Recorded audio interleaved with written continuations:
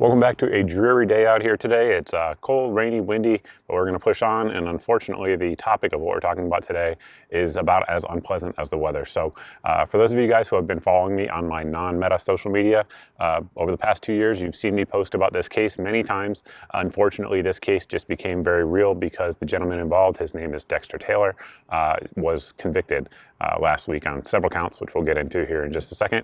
And he's facing 18 years in jail. Now, this is a man who lives in New York, and he's a father.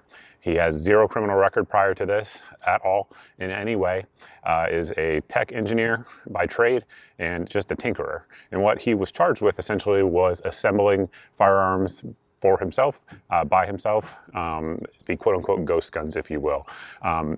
That's a stupid name for them because what they really are just traditional American guns, right? If you look back at the history of the United States, for the new folks here, we have always been able to build firearms for ourselves in America without going through a background check, without any special type of license, etc. As long as you don't plan on selling them, there has never been any regulations on them in American history. However, that has changed recently in the state of New York as well as the city of New York City where this gentleman lived. So back in 2022, of course, in the early dawn hours, like the feds love to do, they raided his apartment. And in this case, from what I understand, it was actually the NYPD, because a lot of the charges that you're going to see here are related to New York State and New York City laws. So they raided his apartment, guns drawn. Again, the man has zero criminal record at all, no evidence at all that he's a danger to anyone. They couldn't just knock on his door. They had to kick it in and raid his apartment while he was sleeping, which is exactly what they did. And where did they get the information to get the warrant to do this? Unfortunately, it's another thing that we've reported on here on the channel. So as you know, many states have sued online retailers to get their customer database for things that have been delivered or shipped to areas where people live, obviously, where those items are prohibited by state law. Now, in some cases, the states have been successful. In some cases, they haven't. In this case, New York was successful against several retailers. Again, we've talked about all this here on the channel before. So that's where they got it from. Those broad warrants on retailers, that's where they got his information that he was buying parts that could be assembled into firearms. So initially, he was charged with 37 crimes, and as of the legal process went on, it whittled down to 15 different charges. Now, mind you, again, this is New York. In 2022, when he was arrested, he was taken to Rikers Island. He spent a week in Rikers Island in prison with pretrial confinement. Obviously, he got out, and he's been out since then. He's been on some social media sites talking about what's going on with him. But mind you, this is the exact same state where criminal illegal aliens are beating up police officers on video and walking out the next day. They held this man in jail for over a week for, again, completely nonviolent, no victims at all of any of these crimes. This is what the crimes they allege him of, zero victims in any way. So why did they do this? Well, post the Bruin decision, which was 2022, New York had to change the way their laws were written, both the state and the city. So what they did is they changed their license to carry law, which will play in here in a second, unfortunately.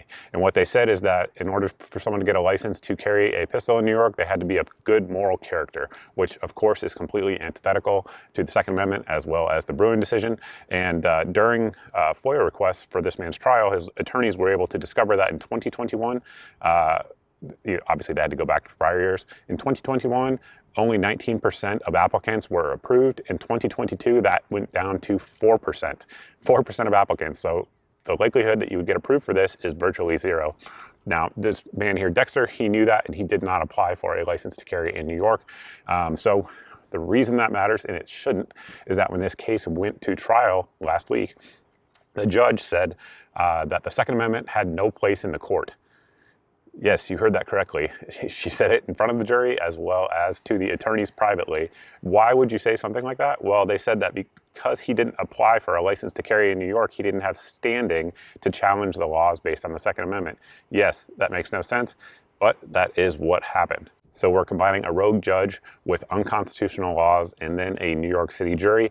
The man really didn't stand a chance in this case. He was convicted, again, on all counts and is facing 18 years in prison. Mind you, this is the exact same court system in New York City that last week there was a mother who was convicted of smothering her child with a pillow while high on meth and got 0 days in jail. This man, who again, all he did was assemble frames and receivers into firearms for his own personal use, is facing 18 years in jail. That is the type of justice system that we're looking at in New York State as well as New York City. And the bad news is, because it's a city and state law violation at this point, according to his lawyer, it's going to take up to 2 years of appeals to get this to the federal level where they can actually challenge it on Second Amendment grounds. So to that end, that really is the point of the video, is that number one, I'm trying to make everyone aware, because I haven't talked about it on YouTube. I've only talked about it on my social medias.